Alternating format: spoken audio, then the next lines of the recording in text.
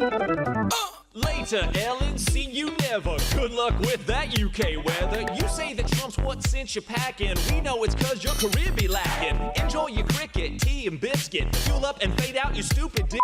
Read all about the latest issue. This just in, nobody will miss you.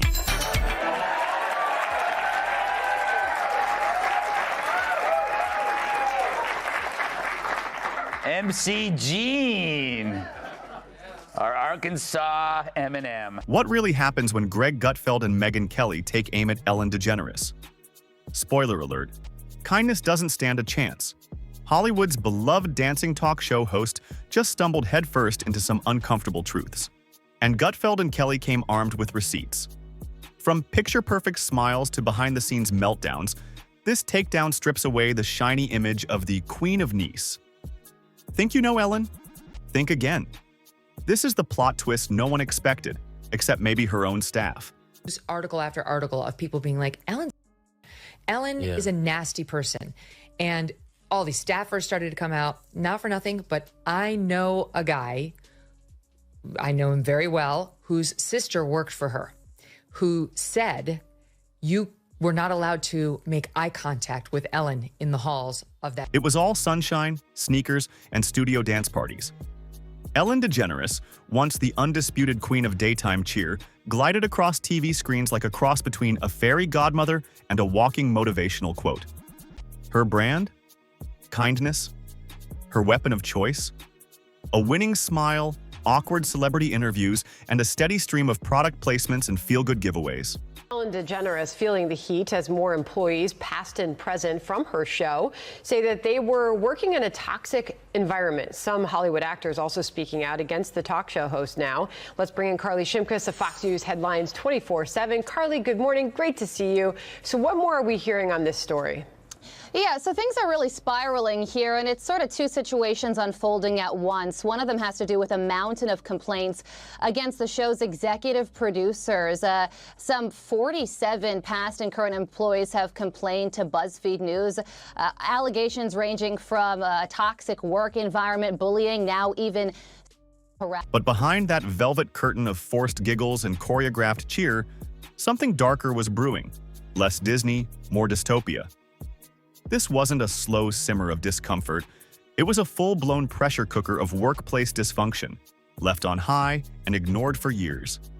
Smiles, flawless but empty. Applause, timed and rehearsed. The entire show ran with the precision of a military drill, but with the warmth of a Monday morning at the DMV. On camera, she laughed while she badgered her staff. And so all good things must end. And also the Ellen DeGeneres show. Yes, the 83-year-old entertainer just announced that the upcoming 19th season of her show will be its last. Apparently, she created a workplace more toxic than an Amazon warehouse in Chernobyl. Countless allegations surfaced last summer that the show's work environment was rife with harassment and discrimination. Following those charges, Ellen's ratings dropped faster than Kevin Spacey's pants at a boy band pool party. Try to say that. It was all a performance. Part tap dance, part televised therapy session, crafted to give the illusion of comfort while fueled by an obsession with control. The audience saw laughter, lollipops, and lighthearted charm.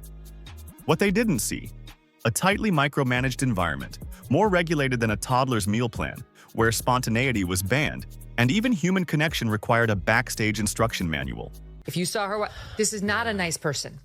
So she eventually got canceled, but now she's coming back. She's got a Netflix special. That's the right response. Yeah. She's got a Netflix special. And here's the capper. On the promo, and apparently there's now articles out about from people who have seen the preview, she plays the victim. And she says, poor me.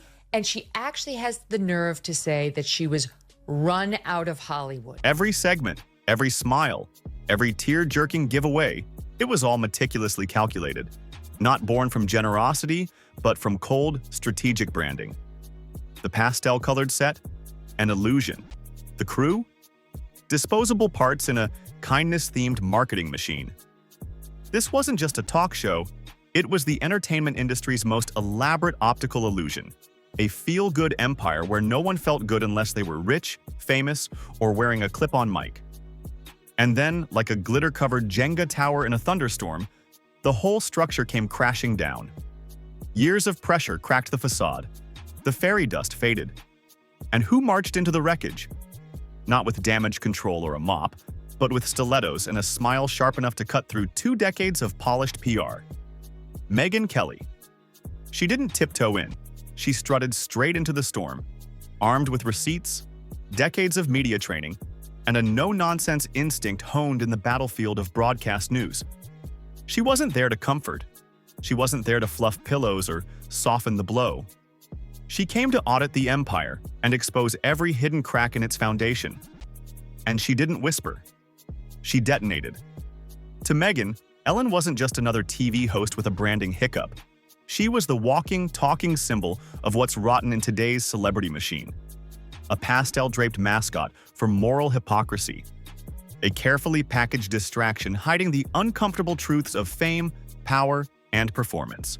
I mean, Ellen got canceled for real a few years ago from just being a jerk. Yeah. Like, it wasn't like a single comment she said or something she did, just lots of people saying that working for her was a living nightmare and that she's a jerk. And I think that's probably why she wants to leave, because she hasn't really been able to make a comeback. Yeah. I mean, remember how everybody loved Ellen? They're like, Ellen, we love you, Ellen's here, yay. And then that all went away.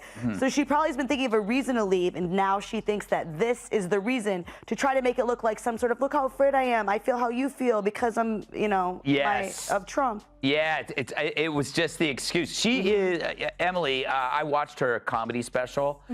It was like a huge pity party. It was about how she was lamenting how her reputation has suffered. She's essentially as popular as a pit bull with monkeypox. Ellen wasn't just a symbol of daytime charm. She was the mass production of virtue wrapped in sleek packaging and sold like a feel-good product. She didn't merely perform kindness.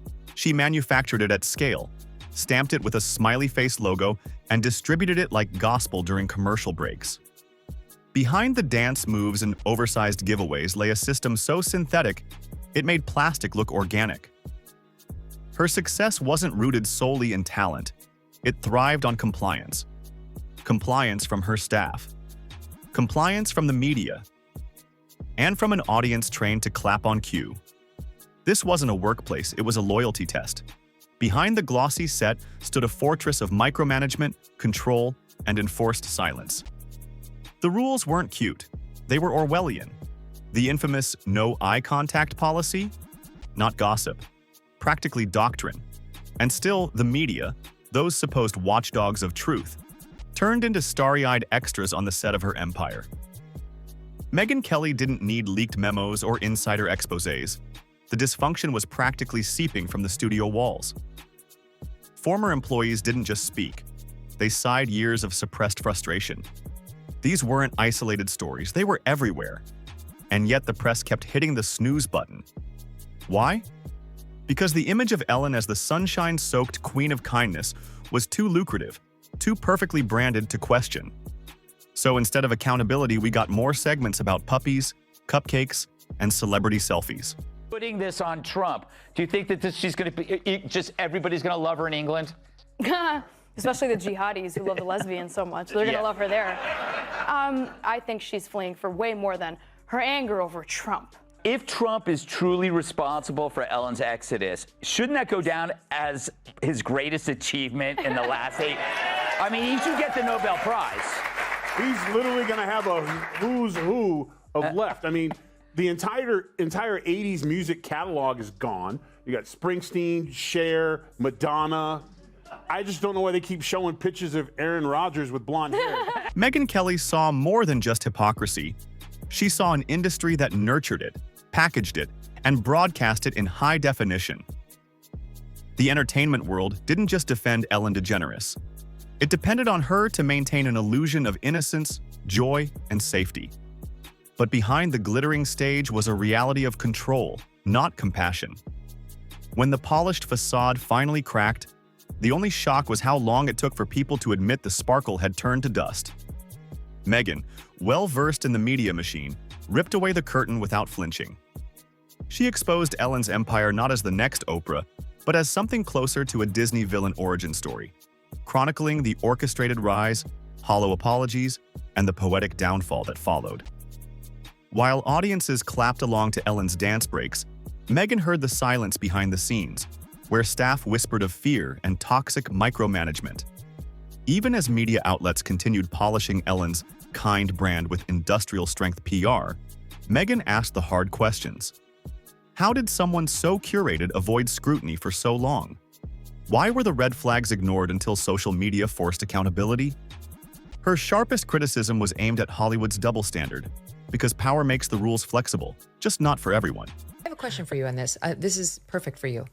Because I'm seeing this week that there is an attempted comeback by somebody who did not cross one of those fateful lines of the misstepping on their sacred cows of gender or race or sexuality. Yeah. But she was said to be a nasty biatch, and that's Ellen DeGeneres. Yeah. So her show got canceled after she had this testy exchange with Dakota Johnson, where something happened where Dakota said, oh, I had this birthday party. And Ellen said, well, why didn't you invite me? You didn't invite me. And she said, like, no, I did invite you, Ellen. That's not what happened. And Ellen had blown her off and then tried to play the victim on the set. He compared her empire to a sitcom that forgot it wasn't real. Every day was scripted, every laugh choreographed. And every time Ellen stepped through those stage doors, she became a version of herself that hadn't been real in years. Then came the final nail, Gutfeld's signature roast. Ellen didn't build a talk show. She built a theme park of self-righteousness. And when it collapsed, all that remained was the echo of canned applause and the faint scent of expired vegan snacks. Together, Megyn and Greg didn't just expose Ellen, they dismantled her myth, glitter by glitter. Not with outrage, but with surgical sarcasm sharp enough to peel the layers off Hollywood's collective illusion. There was no redemption arc, no tearful comeback, no slow piano under a heartfelt monologue. This wasn't daytime TV, this was reality, dragged into the sunlight, stripped of its makeup. Ellen, for all her smiles, didn't get canceled. She got revealed. And once the illusion shattered, not even her sneakers could outrun the truth. Megyn saw the architecture of the lie. Gutfeld threw paint on the portrait. Together, they created a masterpiece of media deconstruction. It wasn't vengeance, it wasn't personal, it was precise. Megyn exposed the rot behind the curtain. Greg lit the stage on fire and roasted marshmallows in the flames. And America watched. Not with shock, but with that slow, knowing nod that comes when the mask finally slips and someone says, ah, there it is. This wasn't Ellen's show anymore. This was the final episode, written by Karma, produced by reality. And in the end, Ellen didn't just lose her throne. She danced herself right off the stage,